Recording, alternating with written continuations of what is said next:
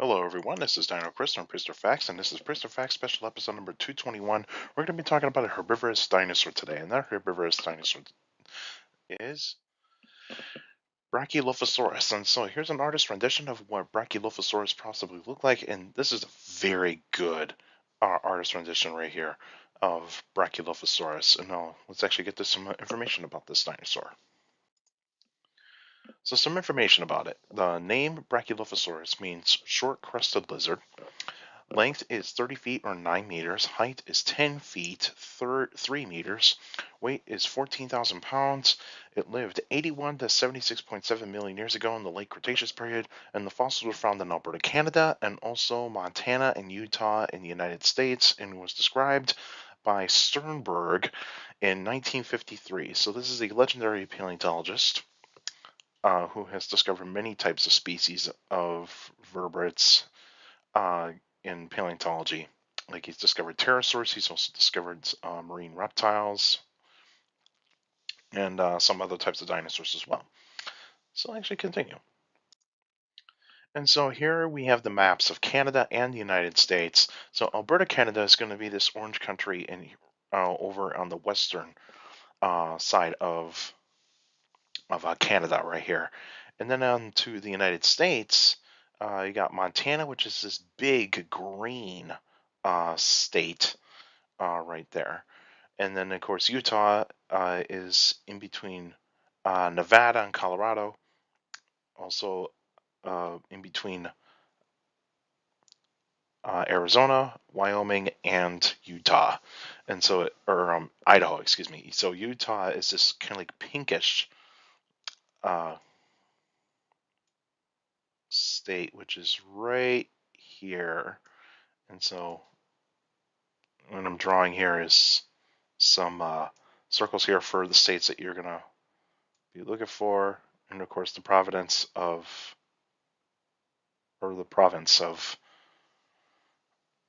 Alberta. And so yeah, so so here you got the province of Alberta, and you got the states of Montana and Utah, where Brachylophosaurus have been found. And here is a size comparison of Brachylophosaurus compared to a human female. And so yeah, so Brachylophosaurus is still considered somewhat to be a large hadrosaur, not humongously large like in Montosaurus or Shantangosaurus. But yeah, it's still a large hadrosaur. And then in the bottom right, you actually see here is a artist rendition of the skeletons. So here, and then the top one is the holotype specimen. And so this is a nearly complete specimen. This is probably like, say, pretty close to 90%. This is pretty close to 90% complete. There's a few ribs that are missing, and even the end of the tail is missing for the holotype specimen. But yeah, this is by Scott Hartman. Shout out to him for making these skeleton arts of the skeletons of like dinosaurs and even like reptiles and all those sorts of things. He does a great job of doing that kind of stuff. So shout out to Scott Hartman. And then we'll move on to this next picture here. This next picture is one of the specimens of Brachylophosaurus, and it's got fossilized skin on it. And this is one of the few dinosaur fossils that actually has fossilized skin with some of the skeleton. Now, this is rare that this actually happens. Some people call this like a mummy, a dinosaur mummy, but it's not technically a mummy. It's basically fossilized. It's just basically the skeleton is fossilized along with the skin, and you can kind of see the ligaments that are attached to the vertebrae up in the top right here. Those like string-like things that are coming from the vertebrae right up here. But yeah, this is a very neat specimen. I believe this one was found in Montana, and I don't quite remember if this is the holotype or not, but I think it kind of is, but I'm not totally sure. But yeah, this is a very well preserved specimen right there. more information about Brachylophosaurus. It is part of the Hadrosaur family, so Hadrosauridae, and then it's also part of the hadrosaur group called the Saurolophinae. And so this includes Saurolophus. Uh, I believe Edmontosaurus is also in here as well, but I think Maiasaura is in here, and all those sorts of types of hadrosaurs that have very little crest, bony crest on their skull. And Brachylophosaurus has a much longer nostril compared to other hadrosaurs. And when you look at the skull, the the tip of the skull kind of goes downward a bit, uh, where like say you could kind of say like a beak, so to speak, is actually heading down. Body shape is very similar to Maiasaura and Edmontosaurus. It's just that the skulls are going to be different. And like most hadrosaurs, they do have a hoof-like toe on the front limbs, so like on the arms. It can run, it can walk on all fours, so it can even run on two legs, and it has thousands of teeth in its jaws, so it's got these battery of teeth on the upper and lower jaws, so there's thousands of teeth in those jaws, and of course, it's a herbivore. The environment that Brachylophosaurus lived in would have been warm and humid and somewhat seasonal, but more likely wet and dry seasons. There would have been plenty of trees, ferns, cycads, and flowers. Of course, there was no grass during this kind of time in North America. There would have been plenty of rivers, lakes, and ponds, and of course, you got the Western Interior Seaway.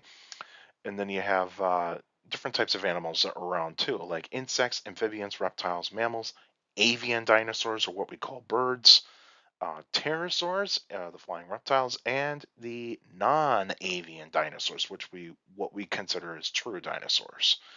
But yeah, those were the types of animals that were around. Now, Brachylophosaurus does have predators. So the main predator that it would have actually come across is Daspletosaurus.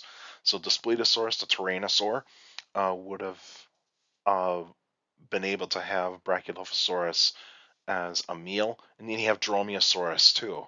Now, Dromaeosaurus would have probably been going after like some of the hatchlings, or otherwise maybe the young ones that are considered to be like say maybe the size of like say a donkey or even like a horse, and so those would actually be the ones that Dromaeosaurus would have been able to go after. But yeah, these are the main predators that Brachylophosaurus actually came across. And then you got the extinction of Brachylophosaurus, and that's mostly due to climate change. The Western Interior Seaway continued to expand, and so it was actually continuing to uh, have a much wider range in North America. And of course, he had cooling temperatures that were happening around 76 million years ago. And so this is actually one of the few reasons why Brachylophosaurus did not survive past 76 million years ago. And then you have, and also some of the plants changed. So the plants were actually getting a little bit tougher for the type of environments that it was going to be living in. And yeah, and then that's where things start to go awry for many of the herbivores that did not survive past 76 million years ago. And so here's a map of North America around 75 million years ago. So this is a little bit past Brachylophosaurus's time, but the Western Interior Seaway uh, was not quite like this. It was actually somewhat smaller, but it was actually but it was starting to expand around 76 million years ago. And so yeah, this is actually the best image that I can find of North America that is pretty close to the time of Brachylophosaurus. And the next episode will be on March 14th, 2024, and that'll be an extra episode. And so this one, there has been a recent paper that came out about Spinosaurus, mainly Spinosaurus, on whether if it was able to swim or not. So I'll talk about that paper for that extra episode. So stay tuned for that. You can still send me questions about dinosaurs and other prehistoric life by emailing me dinochrist71 at dinochrist71 at gmail.com, or just go on my Facebook page, Prehistoric Facts with Dino Chris. Like the page, you actually post your questions in the comment section. Please put them in the comment section. Don't put them on Messenger. Messengers are private conversations. So make sure you please put your questions in the comment section on any Facebook posts. And also for YouTubers out there, like the video, subscribe to the channel according to my analytics. So a lot of you guys are checking out my channel and not subscribed yet. So please feel free to hit that subscribe button and also hit the like button. The more likes the video gets, the more likely the video gets spread out to people that are interested in dinosaurs, prehistoric life, paleontology, and geology in general. So that's how the YouTube algorithm works now.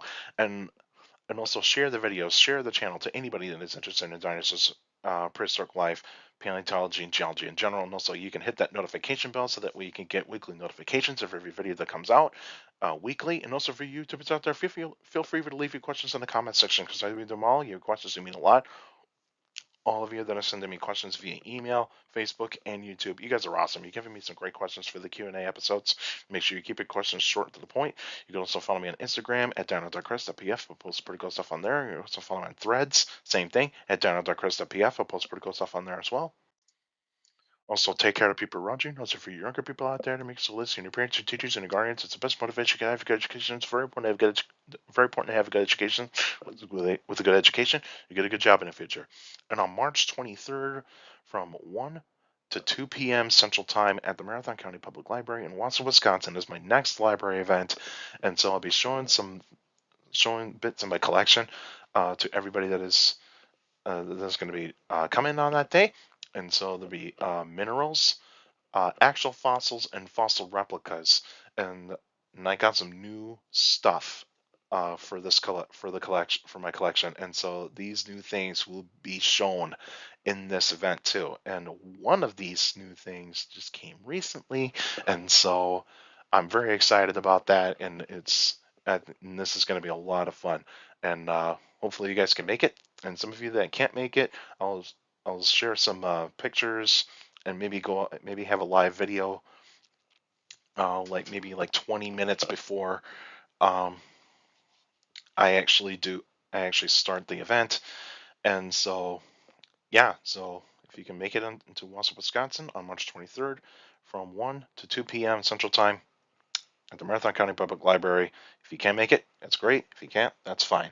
And so yeah, hopefully I can see you guys there. That's it for now, and I'll see you guys next time.